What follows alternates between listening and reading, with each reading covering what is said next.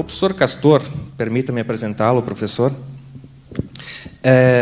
já é um parceiro de longa data do IFIB. O professor Castor é doutor em filosofia pela Universidade de Deusto, é pós-doutor em filosofia pelo Instituto de Filosofia do Conselho Superior de Investigações Científicas de Espanha, mestre em História pela Universidade Federal do Rio Grande do Sul, é pós-graduado em História pela Faculdade Ipiranga, São Paulo, tem graduação em Filosofia pela Faculdade Ipiranga, também São Paulo, e também tem graduação em Filosofia pela Universidade de Comilhas, Madrid. Atualmente, o professor Castor é titular do Programa de Pós-Graduação em Filosofia da Universidade do Vale do Rio dos Sinos, a Unicinos, e é coordenador da Cátedra Unesco de Direitos Humanos, é secretário da Associação Ibero-Americana de Filosofia Política, coordenador do grupo de pesquisa do CNPq Ética, Biopolítica e Alteridade, leciona na graduação de Filosofia e outros cursos, em outros cursos as cadeiras de Antropologia, Filosofia, Ética Geral, Filosofia Política, Filosofia dos séculos XVI, XVII e Filosofia Contemporânea. Além disso, ministra cursos temáticos na pós-graduação em pesquisa nas áreas de ética, subjetividade, alteridade, poder, violência, direitos humanos e democracia.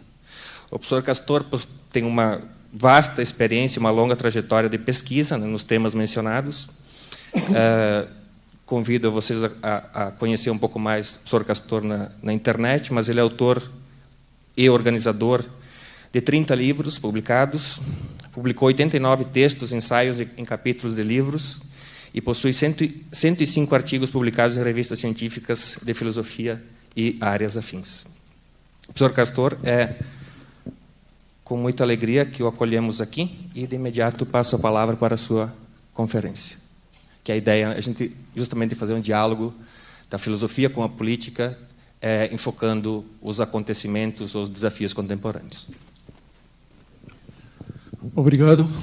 Uma boa noite a todos e a todas. Bom, eu agradeço o convite que me foi feito e a confiança também para compartilhar nesta noite algumas reflexões sobre nosso presente, né? Parabenizo também pela iniciativa que o IFIB já tem de celebrar este Dia Mundial da Filosofia, não é? Porque em tempos sombrios sempre é bom colocar luzes no caminho, não é? Então, eu acho que são momentos, digamos, eventos importantes, não? Bom, eu não sei, o que eu vou trazer um pouco aqui para compartilhar, certamente eu já percebi que a organização tem, o esquema do evento tem um quiasmo cultural, ou seja, nos precedeu uma excelente apresentação de teatro e certamente nos continua uma belíssima apresentação musical e no meio esta reflexão filosófica, então mais pesada, mais sisuda, né?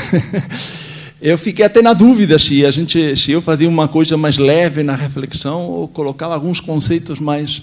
Aí eu pensei, não, é filosofia, né? Então vou tentar realmente colocar algumas questões filosóficas. Então eu vou refletir alguns pontos de filosofia a respeito de um problema que nos ocupa, que é o tema de nosso presente em torno a algumas questões importantes. Bom, inicialmente, como a gente não tem como controlar os slides, eu vou fazer um sinal e pode trocar o slide. Veja, gente. Bom, eu fiz assim, eu fui colocando nos slides alguma mensagem e embaixo tem umas imagens tentando dialogar com o nosso presente. Eu acho que as imagens ficaram meio escondidas aí. Como eu entendo que o público é inteligente e ele vai relacionar a minha reflexão com as imagens, não?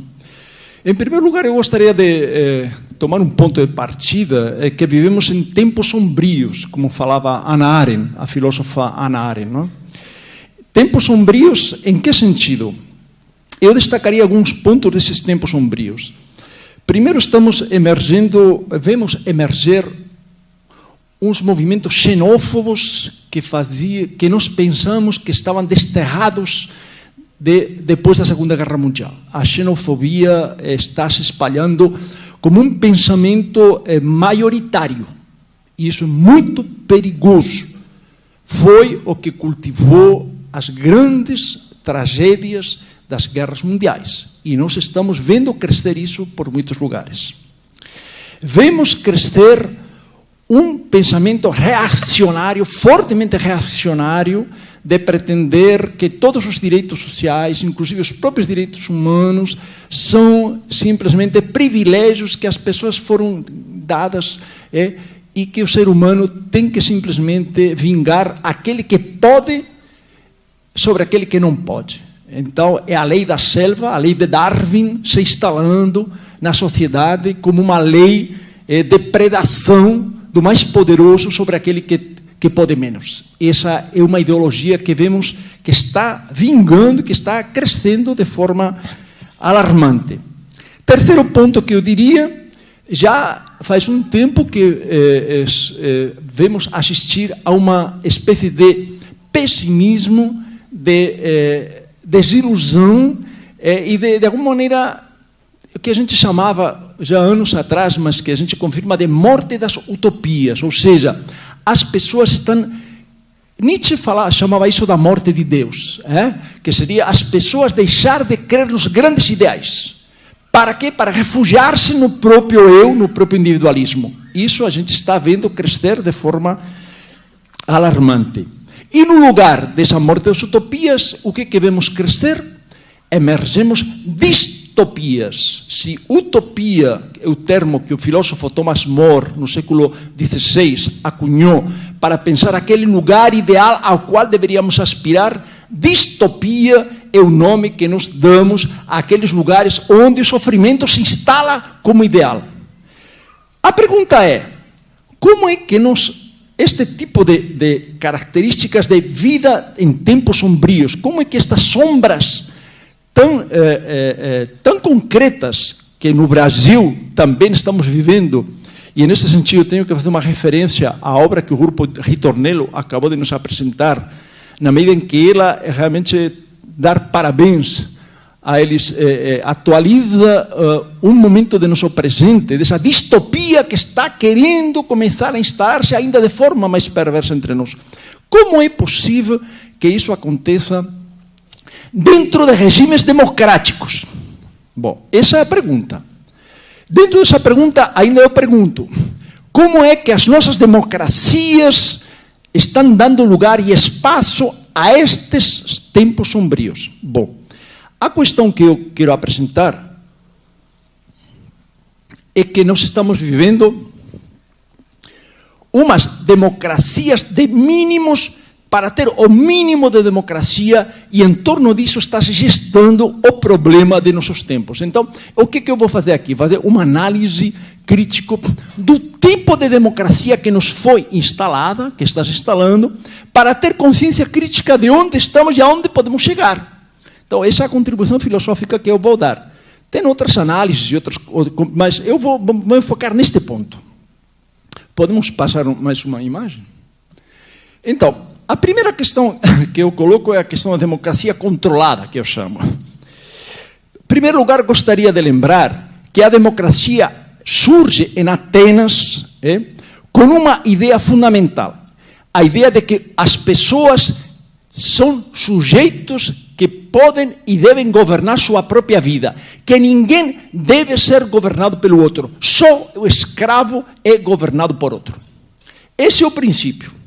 Na Grécia Antiga, veja, criaram um espaço único e singular que não existia em nenhuma outra sociedade. A gente não conhece outra experiência histórica fora da Grécia, onde, neste caso, com muitas limitações, no sentido de que eram homens eupátridas, que ninguém queria ser governado por outro, ninguém queria ser dominado por outro. Todos tinham o direito de autogovernar-se.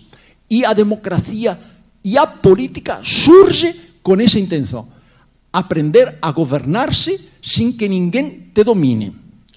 Uma obra clássica, como estamos no dia da filosofia, a gente vai soltando assim para que fique, quem não conhece no caso, uma obra clássica a respeito Platão escreveu a obra O Alcebiades, onde Sócrates, precisamente, a um jovem ateniense que chega com essa pretensão de querer aprender a filosofia, mostra a importância de aprender a governar-se como forma de ter a filosofia. Pois bem, primeira questão que temos que lembrar é que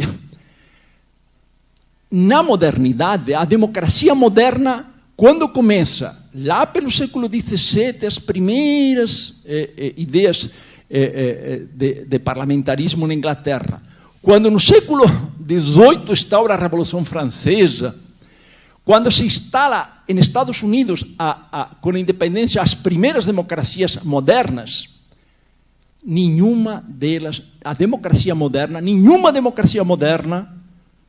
quis uma democracia total. Todas desconfiaram da democracia em si mesma porque o poder do povo dava medo.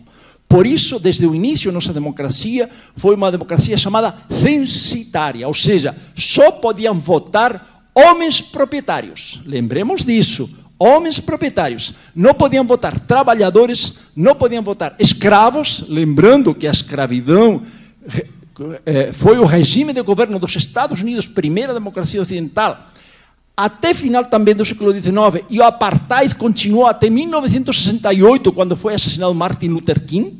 Então, lembremos disso, como é que nossas democracias convivem com essas coisas. Lembrando que as mulheres conseguiram o direito de voto na maioria dos países depois da Segunda Guerra Mundial.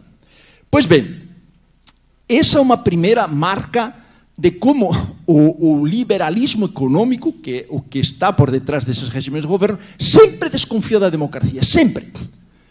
Sempre desconfiou da democracia total, da democracia real. Mas quero chamar a atenção sobre outro ponto importante. Nos séculos XVII e XVIII, quando surgem nossas democracias, elas surgem alavancadas num conceito fundamental que nós usamos até hoje. É o conceito de povo. O povo é o sujeito da soberania. Nós, enquanto povo, somos sujeitos da soberania. No Brasil, a Constituição está dizendo: a soberania é do povo e em seu nome é eleito. Em nome do povo se exerce a cidadania. Então, o povo realmente se constituiu na categoria jurídico-política de nossas democracias. O que nós não temos tão claro, e isto que me interessa agora mostrar para vocês, talvez por que nós estamos neste buraco de pessimismo e de tempos sombrios que a Ana Arendt falava, e que ela também analisou bastante naquela obra A Condição Humana. O que muitas vezes não lembramos é que naquela mesma época em que os teóricos das democracias construíam o conceito de povo, nós somos povo da soberania, construíram um outro conceito paralelo chamado população. A população era um conceito que não existia antes do século XVIII. Começou a existir a partir do século XVIII. E para nós é uma palavra corriqueira. A gente usa constantemente população, população, população. Mas observem, gente, essa palavra nem sequer existia nos manuais de pensamento, muito menos de filosofia. Essa palavra é uma palavra estranha. Quando surge a palavra população? A palavra população surge no século XVIII com os teóricos da economia política. Como assim? Por que a economia política criou um conceito, uma palavra população, diferente dos teóricos da democracia que criaram a palavra povo? Afinal, nós somos a mesma coisa. Eu sou povo ou sou população? O que eu sou? O que você é? É povo ou população? Eu sou tudo, né? Aí está a questão que eu gostaria de trazer para vocês pensar e nós entender onde que está a armadilha na qual estamos. Se o povo foi pensado como categoria jurídico-política da soberania, da cidadania, do direito, ao qual todos nós temos direitos, em nome do qual ainda continuamos lutando, a população foi concebida desde o início como um objeto de governo. Todas as teorias, os fisiocratas, os camarelistas, os liberais, que são os teóricos econômicos, conceberam a população como uma entidade biológica, ou seja, nós somos uma entidade biológica que tem desejos, que têm interesses, que têm expectativas e que esses devem ser governados. O bom governante aprende a governar os desejos da população, ou seja, governa a população dirigindo como se governa um rebanho, não? Como é que tu governa um rebanho? Tu vai dando o norte e o rebanho vai. Então, a população mais ou menos foi concebida desde a origem na economia liberal, na economia política, como um objeto a ser governado. Ou seja, cada um de nós era o quê? Por um lado era povo, sujeito de direitos, por outro lado éramos população, objeto de estratégias de governo. Ocorre que, no decorrer do tempo, no decorrer dos anos, a gente está sendo agora a geração do século XXI, que percebemos com toda clareza, que enquanto povo, todos os nossos direitos estão reconhecidos. Está lá na Constituição. Todo brasileiro, pelo mero fato de nascer brasileiro, tem direito a saúde, educação, trabalho, moradia. Está lá escrito.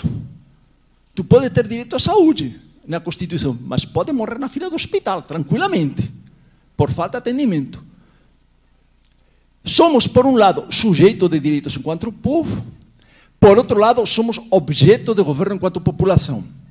E cada vez mais, o que acontece? Cada vez mais, a ideia da democracia como direito de soberania do povo está sendo esvaziada de sentido para transformar-se em uma democracia controlada como se controla uma democracia de massas. Que agora é o que me gostaria... Podemos passar a página seguinte, hein? O que seria essa democracia de massas? Bom,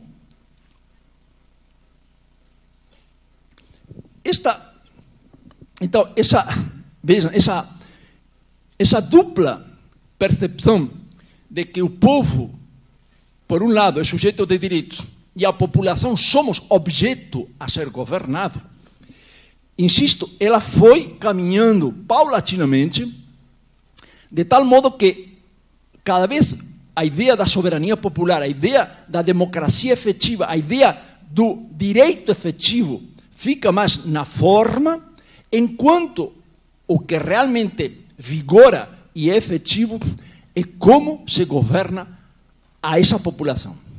Agora cabe nos perguntar, como nossa democracia é uma democracia governada? Vejam que é uma coisa estranha, esquisita, contrária.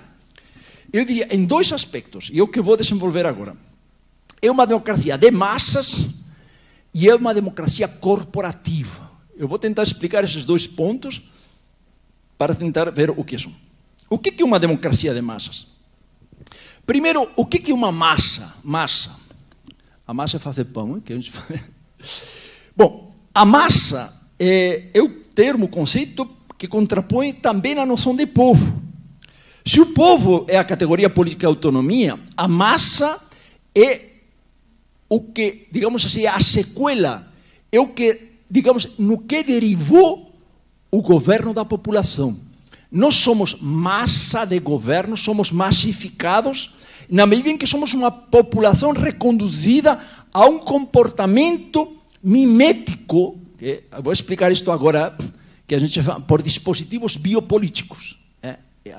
Então, esse é um dos temas que a gente trabalha muito na filosofia. O que isso significa? Bom, primeiro a massa, a ideia de massa. Insisto, massa é um conceito muito contemporâneo. O pessoal da Escola de Frankfurt trabalhou isso com muita clareza, a massificação. Os autores Horkheimer, Adorno, o próprio Benjamin, enfim. Mas a massa provoca e induz comportamentos homogeneizados, ou seja, sentimentos endógenos e ideias assimiladas à opinião da maioria. Na massa, as pessoas se comportam como os demais. Eu quero ser como os outros. Na ideia de massa, há uma espécie de tentar seguir a maioria naquilo que a maioria faz. Por isso que a massa estimula um comportamento de manada. Pensa no que é a sociedade de consumo. O que são as modas? O que está de moda agora? O que está de moda? O que está de moda? De repente, a massa começa a ir na moda.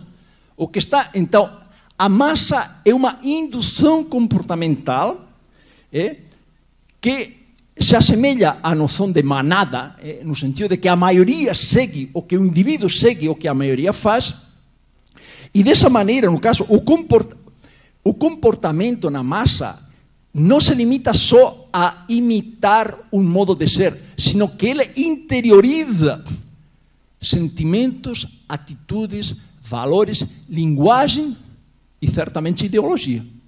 Então, vejam a importância de tu conseguir a massificação do comportamento das pessoas. Porque na massa, os indivíduos, no caso, se diluem numa espécie de anonimato. Não? Na massa, o indivíduo não tem rosto. Não é? É uma massa. Uma massa é um igual entre muitos. Por isso que na massa o sujeito é um anonimato. Se torna invisível. Diríamos que os sujeitos na massa não têm alteridade. Não? Esse é outro conceito importante que o Levinas trabalha muito, pois a massa exatamente, nosso comportamento massificado é um comportamento induzido pela maioria. Isso, eu acho que todos nós, muito claro, nosso dia a dia, né? Nosso dia a dia está isso, mas não é de hoje. A gente vê isso, isso vem longe, longe, e não só vem de longe, sino que cada vez é mais e mais e mais que a gente vai repetir. O que isso significa? Significa que cada vez mais somos pessoas cujos gostos, cujos modos de vida, cujo comportamento cada vez mais é difícil sair da massa, é difícil sair do rebanho, cada vez é mais difícil, mas cada vez é mais necessário. Enquanto a massa está sendo construída como uma forma de condução do governo dos outros, estamos dentro do marco dessa ideia de governo da população. Vejam, a ideia de população que eu falei antes está levando a esta ideia de massa. Pois bem, se me permitem ainda um outro ponto para entender a ideia da massa e como é que a massa é conduzida, como é que a massa é governada, como é que a massa é a noção de mímese. Na massa, as pessoas tendem a imitar os outros. A imitação é fundamental. A mímese é fundamentalmente a ideia de imitar aquilo que o outro faz. E na massa, a mímese é a tendência que o ser humano tem a imitar o comportamento da maioria. A mímese é uma dimensão muito importante, E temos que dar importância, porque ela está sendo estrategicamente trabalhada. A mímese é uma faculdade humana, ela é paradoxal. Imitar pode ser bom e pode ser mau. É muito curioso, por exemplo, Platão era muito crítico da mímese. Dizia que a arte, por exemplo, imita as formas perfeitas. Por isso, Platão dizia que os poetas tinham que sair fora da polis. Porque ele achava que os artistas só imitavam. Aristóteles, ao contrário, Aristóteles via na mímese um princípio criativo da retórica. Curiosamente, eu estou dando uma aula de filosofia, porque é a filosofia, aí vocês já vão... Adorno, por exemplo, era um crítico forte da mímese, porque na Alemanha nazista as pessoas imitavam os comportamentos fascistas para escapar do medo, então, imitava na maioria exatamente ser como rebanho, para que ninguém te identificasse. Walter Benjamin, pelo contrário, fala da mímese como um princípio criativo da linguagem da criança. A criança aprende imitando, aprende. Então, a mímese, quero dizer, todos aprendemos a mímese, todos imitamos. O problema é que na sociedade de massas, a mímese se estabelece como aquilo que predomina em quase tudo que fazemos. Este é um problema. Isso é um problema. É um problema e é um dos motivos pelo qual, no caso, as sociedades de massas se constituem cada vez mais como uma forma de imitar comportamentos. Não é por acaso, como chama hoje no Facebook e também no WhatsApp, quando a gente replica o que os outros fazem, como é que é? Os memes. Não é meme? Meme de mimesis. Um meme, não? Então, a ideia da mimesis. Bom, com isso aí, eu gostaria de destacar um outro ponto importante. Por favor, passamos aí. A mim já foi. A mim já foi, então. Passamos, então, mais uma. Um dos problemas da sociedade de massas é que isso, de alguma maneira, repercute fortemente no tipo de democracia que nós estamos construindo. Se nós vivemos numa sociedade massificada, se nós estamos nos comportamentos massificados, qual é o tipo de democracia que prevalece? E neste ponto, a gente trabalha faz tempo o pensamento de um pensador, filósofo mais contemporâneo, vivo, chama Giorgio Agamben, e ele nos trouxe uma questão importante a ser, a partir também de uma leitura de um outro filósofo autoritarista, não? Carl Schmitt, com o qual Agamben polemiza e critica. Não? Qual é a questão? A questão é a seguinte, que diz: nas democracias de massas não existe deliberação livre dos sujeitos. O que existe fundamentalmente é a aclamação de lideranças. Como assim aclamação de lideranças? A política, cada vez mais, com isso a democracia cada vez mais, se tornou um produto comercial que se compra e que se vende. É ou não é? O programa político é um produto prefabricado. O candidato é um ator que aprende a movimentar-se num cenário. Vejam, agora acabamos de passar por várias, a última do Trump quer dizer, é um cenário montado para um espectador e para um espetáculo, que a democracia se transformou num espetáculo de atores e de produtos que são vendidos. Nesse cenário de espectadores, porque nesse cenário de espectadores, o povo não é mais agente que delibera e que decide seu futuro. É espectador que simplesmente colabora no espetáculo. Assim como há uma colaboração interativa nos programas de espetáculos, não? Nas rádios, aqui o ouvinte mandou uma mensagem que não sei o quê. Na televisão, não sei o quê. Há interação de espectadores, mas não há deliberação de cidadãos realmente. Nossas democracias, cada vez mais, se transformam em um espetáculo de massas, na qual estamos sendo, e na qual o cenário é o cenário montado pelo político e pelo produto que se vende. É nesse cenário de espetáculo, de democracia espetacular, assim denominado, qual é o elemento decisório da democracia? O voto popular? Não. A aclamação.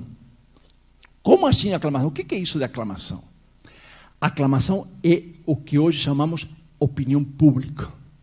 A opinião pública diz que não sei o que, a opinião pública está pensando que agora é otimista, o otimismo está começando a nascer a opinião pública. Ah, que bom, agora parece que vamos ir. Uma pesquisa está dizendo que a opinião pública está... Então, a tal de opinião pública, que é uma forma de denominar de um direcionamento massificado da opinião, porque ela é produzida em grande parte pelos meios de comunicação social, ela é uma forma de decidir o que é bom e o que é o modo de participar.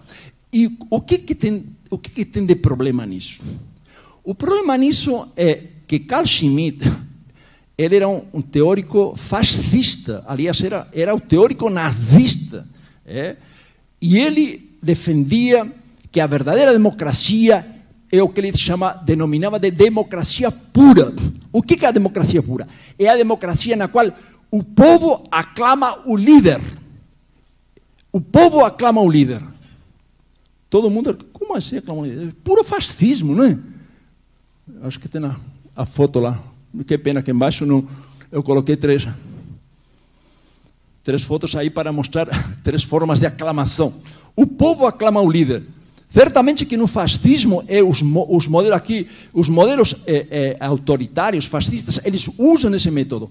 Mas nós estamos numa democracia parlamentar, democracia presidencialista, que seja. Isso não existe. Aí vem, não é verdade. precisamente na medida em que cada vez mais somos uma sociedade de massas e cada vez mais somos menos povo, cada vez mais nosso comportamento é um comportamento induzido por dispositivos de condução e de indução de modos de ser, a democracia, as formas de aclamação dos líderes hoje passam exatamente pela chamada opinião pública e pelos meios de comunicação social. Isso é muito perigoso, tão perigoso que podemos dizer que estamos beirando democracias autoritárias. Não é por nada que Trump ganhou, não é por nada. Então, esta é uma questão que temos que fazer pensar muito. Passamos ao elemento seguinte, que é o tema do espetáculo. Nesse sentido, vejam que o espetáculo é uma forma de construir a realidade a partir de simplificações reducionistas que estimulam os sentidos dos indivíduos para captar determinados aspectos do real, ocultando muitos outros. O espetáculo sempre tem isso. O espetáculo, a gente enxerga aquilo que a gente quer que enxerguemos. E se esconde aquilo. O espetáculo, a gente se sente entusiasmado. É porque a que ficou reduzida a política já nos últimos tempos? É puro espetáculo, puro. Já são shows, já são... Enfim, e essa questão do espetáculo, o que importa do espetáculo é que o espetáculo, diferentemente da participação, o espetáculo promove fundamentalmente a passividade do indivíduo, que o transforma em espectador dos acontecimentos e não em sujeito. Isto é o que importa. Quando nós estamos de espectador de um espetáculo, nós experimentamos sentimentos. Ah, que alegria, que bonito, entusiasmo, sabe? O espetáculo nos provoca sentimentos. Mas essa ficção, essa ilusão de sentimento, é uma passividade que o espetáculo provoca em nós. Nós não somos agentes disso. Nós somos receptores passivos de um produto que alguém preparou para nós recebê-lo dessa forma. Então, o espetáculo distorce os sentidos do indivíduo que o recebe passivamente como produto prefabricado, como se fosse uma realidade objetiva. Vejam, os indivíduos que participam do espetáculo se sentem sujeitos ativos de uma realidade que, na verdade, foi artificialmente produzida. Por isso, toda a crítica da Escola de Frankfurt a espetáculo e a sociedade espectacular.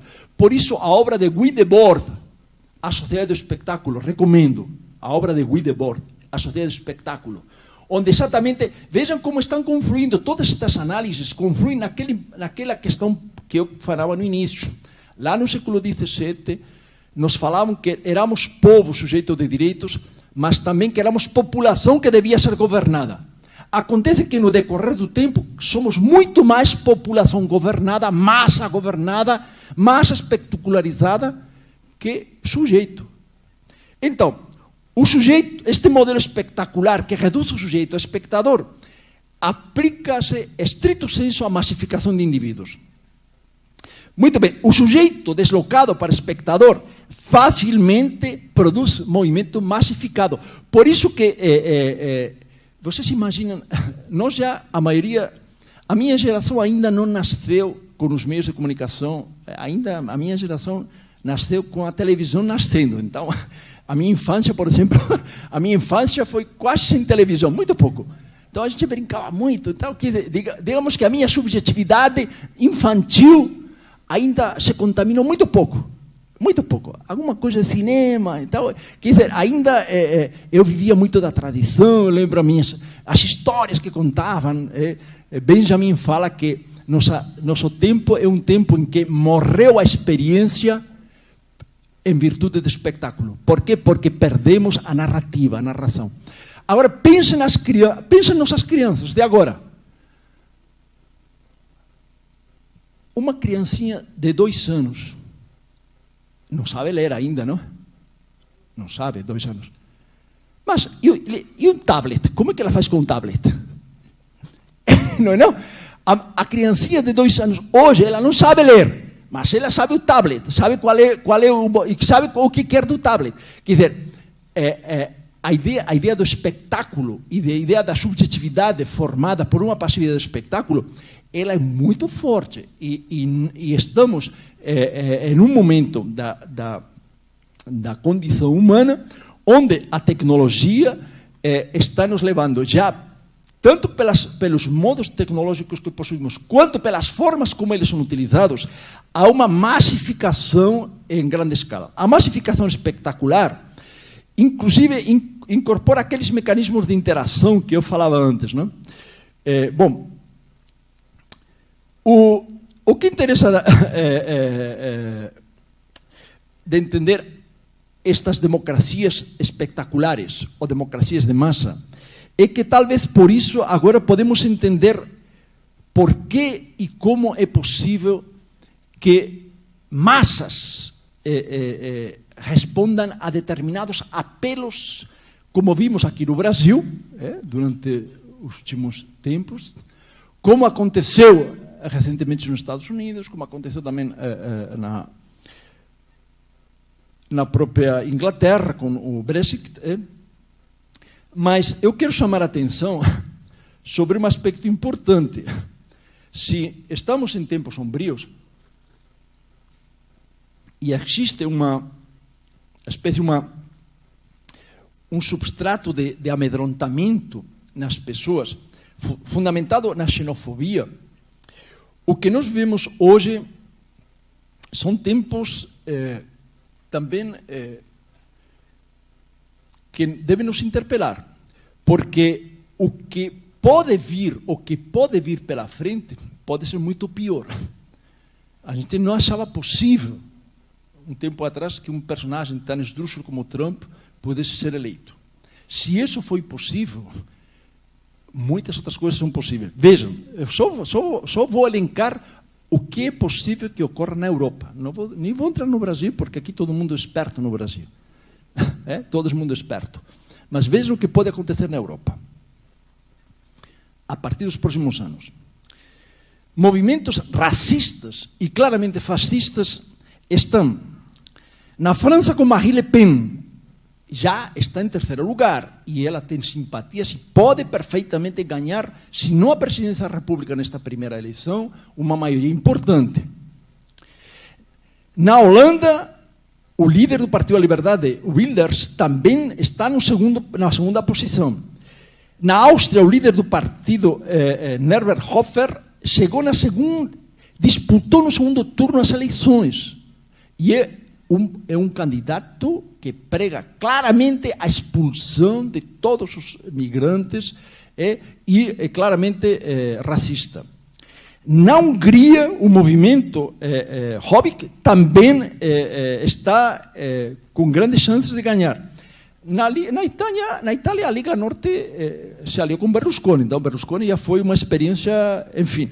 E aí, na Suíça, no caso, o Partido Popular também tem uma grande chance de ganhar. Na Dinamarca, na Finlândia, se tornou o governo racista, partidos racistas, em 2015. O que isso significa? Significa que estamos perante sociedades assustadas, amedrontadas, e que este problema da xenofobia é um problema que tem que ser levado muito a sério no mundo que vivemos. Bom, passamos um segundo aspecto que provoca a parte, e vou fazer rápido esta parte aqui.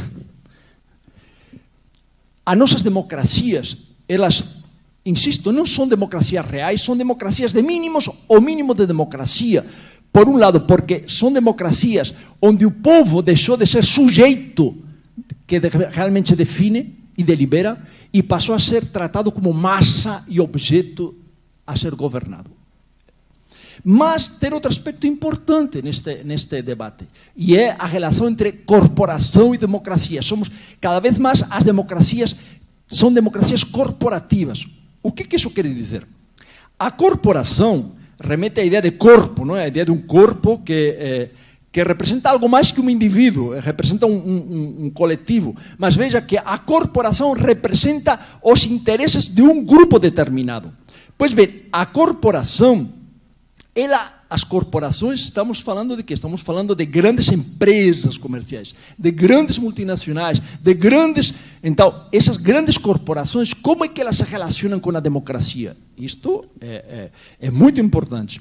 Primeiro, eles não são representantes de interesses públicos, não.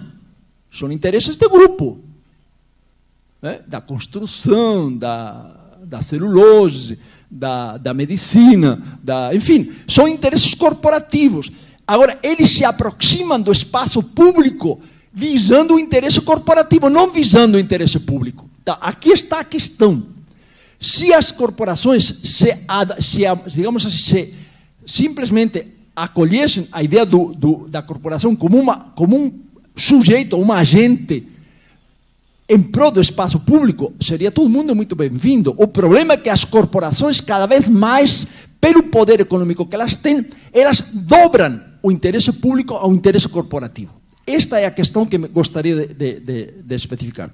A corporação, ela seguia pelo interesse, pelo lucro, pela planilha, pelos resultados. É isso que conta, são acionistas. E o espaço público, nosso espaço público, o orçamento da prefeitura, o orçamento do governo do estado, o espaço público da saúde, da educação, tudo, eles enxergam isso como oportunidade de negócio. E aí entramos num campo minado. Todos somos cientes disso. Então, a democracia que entra nesse jogo de entender as corporações como os grandes sujeitos que, de alguma maneira, entram no espaço público, não? Então tem grande perigo de passar para um elemento fundamental, que é o elemento da corrupção. E aqui entramos a corrupção. Me interessa um pouco destacar o aspecto da corrupção,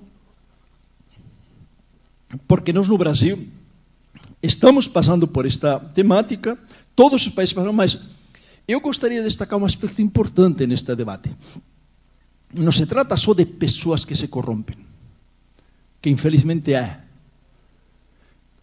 Se trata de estratégias de governo corporativo. É isto que quero chamar. A corrupção já faz tempo que deixou de ser só uma questão moral de alguém e se tornou uma estratégia de governo corporativo. O que isso significa? Eu acho que todo mundo aqui é consciente do que estou querendo dizer. Quero dizer que muitas corporações sabem que para fazer negócio, elas têm que cooptar os agentes políticos. E têm que fazer isso como estratégia de governo da corporação. Por isso, as corporações, com o intuito de aumentar seus interesses lucrativos, usam a corrupção como uma estratégia de governo. Perante estratégias de corrupção em grande escala, tem que ser pessoa muito, muito íntegra para não ceder. Porque os esquemas de cooptação são muito sofisticados e às vezes perversos. Por isso que eles quase sempre são exitosos. Então, o que nós temos na corrupção? Temos na corrupção não só uma questão moral, não só uma questão individual, mas uma estratégia de governo corporativo. Para tanto, as democracias têm que se defender desta relação corporativa e têm que colocar os interesses corporativos a serviço do interesse público, e não vice-versa. Bom, para concluir, passamos uma penúltima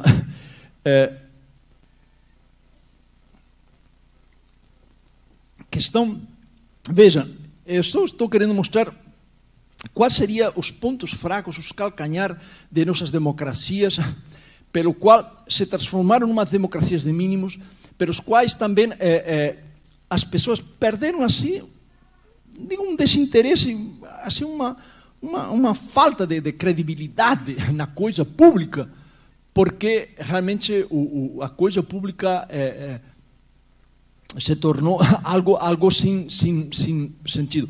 Então, mas isso não é por acaso, estou tentando mostrar. Há um movimento que faz muito tempo que vem acontecendo, na medida em que a democracia ela foi transformada não num espaço de deliberação dos sujeitos. O que o povo brasileiro realmente quer sobre direitos trabalhistas, sobre educação, sobre saúde, isso é só formalmente. O que realmente está acontecendo é um governo massificado da opinião pública.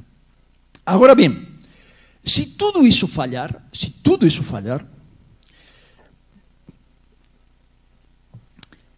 nas democracias de massa, no caso, o Estado moderno, ainda se reservou um dispositivo que chamamos de dispositivo biopolítico, que é a exceção. O que é a exceção? A exceção, o estado de exceção, ou as formas de exceção, é a suspensão total ou parcial de direitos, como uma forma de que, ao suspender os direitos do outro, você se torna vulnerável. Eu te suspendo direitos, então eu tenho direito a te prender, eu tenho direito a entrar na tua casa, eu tenho a entrar na tua correspondência. A suspensão fragiliza a vida humana para torná-la mais controlável. Pois bem, o estado de exceção, ela é uma figura biopolítica criada pelo Estado de Direito para preservar a ordem quando há pessoas, grupos sociais ou populações que podem alterar ou ameaçar a ordem estabelecida tal e como está. E, nesse caso, o que faz? Faz o estado de exceção, se aplica sobre todos aqueles que venham a representar uma ameaça para a ordem. Isso está ocorrendo com os migrantes, isso está ocorrendo com os refugiados, isso ocorreu com os judeus na Alemanha nazista. E, uma vez que se decretam leis de exceção, como, por exemplo, a última lei antiterrorista que foi aprovada no Brasil, é uma lei de exceção, em casos excepcionais de terrorismo. Mas, já que está aprovada, por que não aplicar a movimentos sociais que podem ser terroristas quando invadem uma fazenda, como fizeram agora em Goiás com o pessoal do MST, como fizeram em São Paulo com os líderes do MST, são enquadrados em legislações de exceção. Então, a exceção, não só no Brasil, gente, isso está sendo aplicado na Europa também. Ou seja, a exceção é o último recurso pelo qual, que é um recurso autoritário, para tentar preservar a ordem. Bom, para concluir, então, a última questão que eu levanto é o seguinte, no caso. Nestes tempos sombrios de pessimismo, no caso, eu diria o seguinte, temos primeiro que ter essa consciência crítica que estamos onde estamos não por acaso, mas por uma trajetória complexa em que nossas democracias foram descafeinadas, descaracterizadas, esvaziadas, como vocês quiserem, da verdadeira deliberação dos sujeitos políticos, do povo, e nos transformaram em massa de manobra, em massa governada, em massa conduzida, em rebanho. E essa tendência cada vez mais forte. Não é única, mas estamos aí. Esse é o ponto de nosso debate, sabe? Até onde nós vamos continuar sendo massa comportamentalmente conduzida, ou até onde vamos ser capazes de reagir com formas de vida ou com modos de resistência. Então, para mim, e isto que eu proponho aí, a impossibilidade da política, quem lembra Derrida é um pensador que diz a impossibilidade significa que a gente nunca alcança plenamente algo, mas que por isso mesmo é importante sempre continuar. A liberdade nunca alcança, mas sempre é possível. A justiça nunca se faz totalmente. Não, mas sempre tem que ir atrás. Então, a impossibilidade sempre é uma possibilidade de fazer melhor. Então, o que eu entendo que para os tempos que vivemos, são tempos em que realmente temos que reinventar não só a política, mas a forma de vida. Ou seja, temos que reinventar as formas de resistir aos modos de massificação que estamos sofrendo, aos modos de governamentalização que nos estão nos conduzindo e aos modos de manada, pelo qual nosso comportamento cada vez mais é um comportamento pensado estrategicamente e não criado politicamente. Esse é o desafio que temos. Muito obrigado.